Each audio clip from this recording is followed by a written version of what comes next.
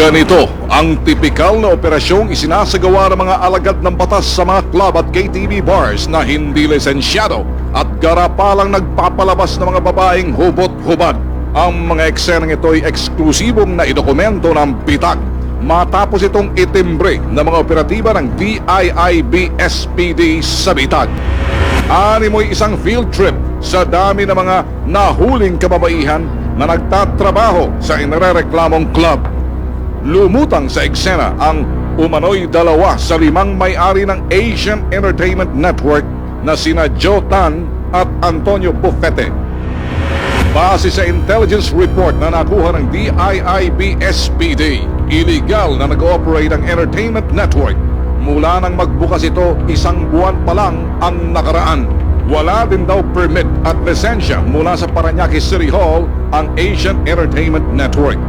At ang masaklap pa dito, nagpapalabas umano ng mga kalaswaan o nude show ang inarereklamong KTV.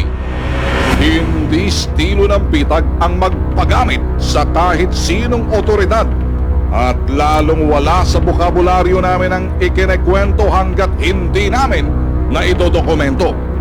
Kaya't minarapat naming idokumento ang umano'y nagaganap na kalaswaan upang patunayan ang impormasyon na galing mismo sa DIIB-SPD.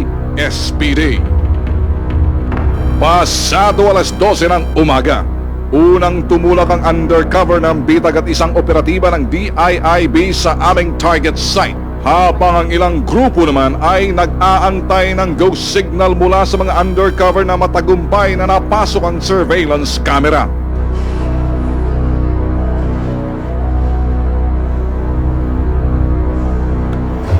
Ito ang maselang tagpong na idokumento ng bitag sa loob ng Asian Entertainment Network.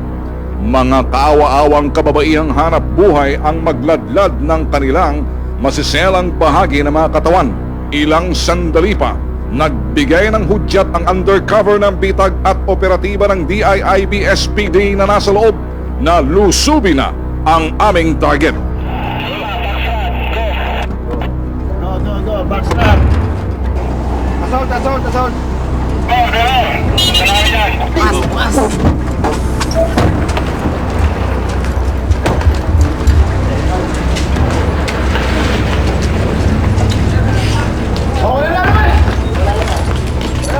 Wala lalabas.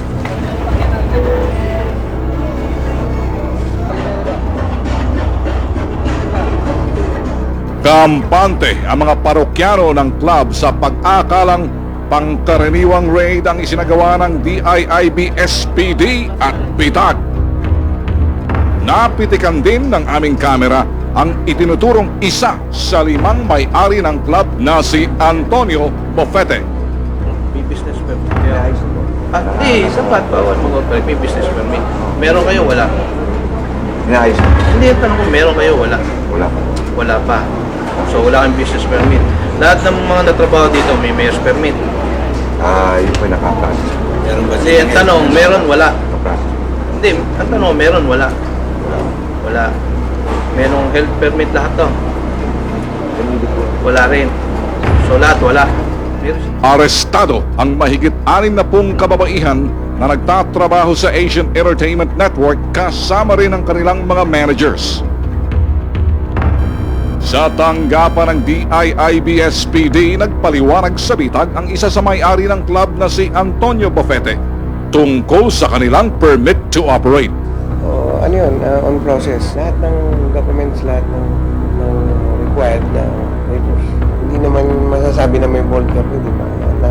Nandun naman ata kayo kanina. Ayon pa kay Bufete, pinagdiskitahan lang daw sila ng mga otoridad dahil sa matinding labanan sa negosyo. May nafe-feel nga ako na parang hindi friendly competition, di ba? Maya-maya nagpista din ang iba naming kasamahan sa industriya, mga reporters ng telebisyon at pahayagan na nakibalita sa eksklusibong operasyon ng bitag at DIIB-SPD.